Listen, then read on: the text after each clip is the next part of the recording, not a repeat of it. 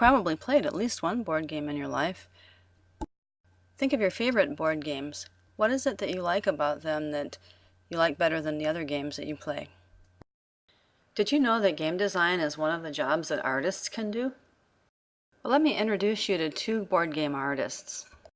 These two guys are Alf Siegert and Ryan Lawcat, and they designed the game called Bridge Troll.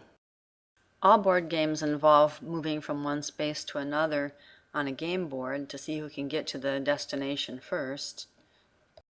Artists that design board games have a fun time coming up with the artwork for the game board. And there are several different ways that they can make the spaces go around the game board. Look at this one with its twisty, turny trail all over the place. That's Candyland. And look at Monopoly with its straight line of game spaces all the way around the board, like a frame.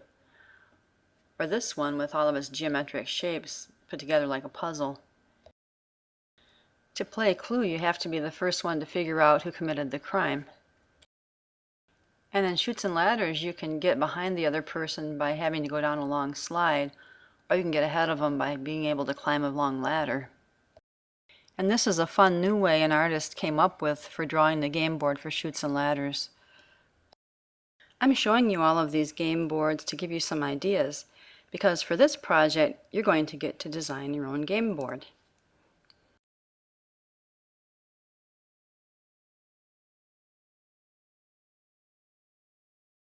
You've had a chance to look at several different styles of game boards, but artists, before they actually start the finished product, they sketch different ideas first, because then they don't have to go back and do it over, because they'll know that it'll turn out.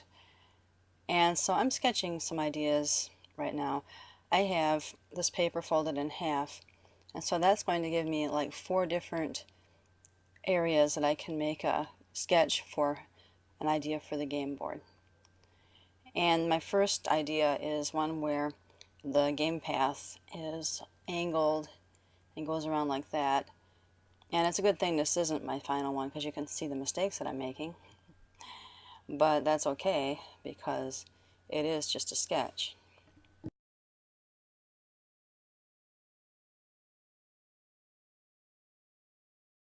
Okay, that didn't take long. Let's try another idea. Alright, I kind of like that one that Candyland has, where it kind of curves all over the place and curves over itself. So I'm going to try one like that and see what I think of it. And again, it's just a sketch and it's not going to take long. So that gives me a chance to try out several different designs without taking a lot of time to do it.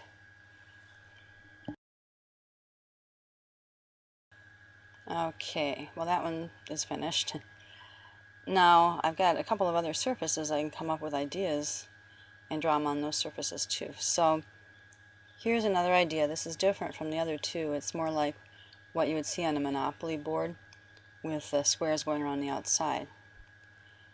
And I don't really like that one very much because it's just, kind of boring.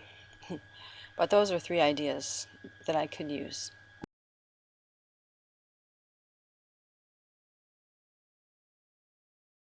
In my final design, the game board is going to be made up of squares. And I've made myself a pattern. I'm going to use this pattern to make all of my squares. And that way I don't have to keep using a ruler. But if you like using a ruler instead, that's a good way to go about it too. But see how I do it? I just draw around it, and then I slide it over and draw around it again. Now you don't have to use squares. You can use other shapes. That's one of the fun things about this. The square is probably the simplest thing you can do, but maybe not be the most interesting. You could try different shapes just by folding your paper and cutting on a fold to make a shape that's symmetrical, and just try different shapes. And it's not going to cost you anything as far as your final project goes, because if you don't like it, you won't use it. Now I'm going to make my path go differently than the Monopoly board path, which just goes around the outside. This one's going to do some turning around. After you've carefully drawn out your game path, you can color it with many different media. You can use paint, You can use crayon, you can use cut paper, and some other things.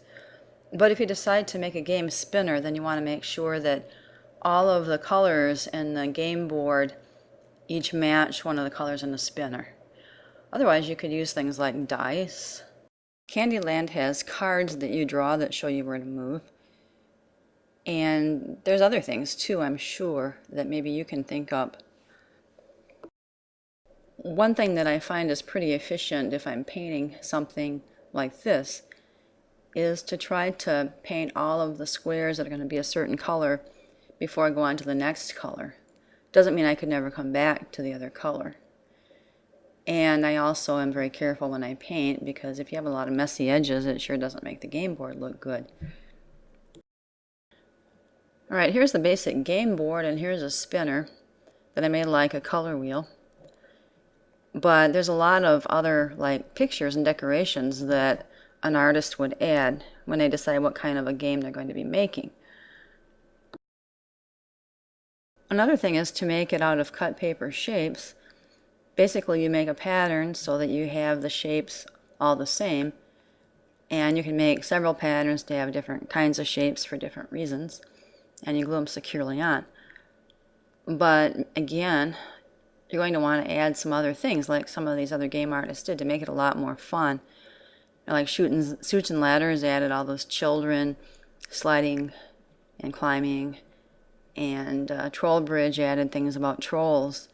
So your imagination is your limit, really.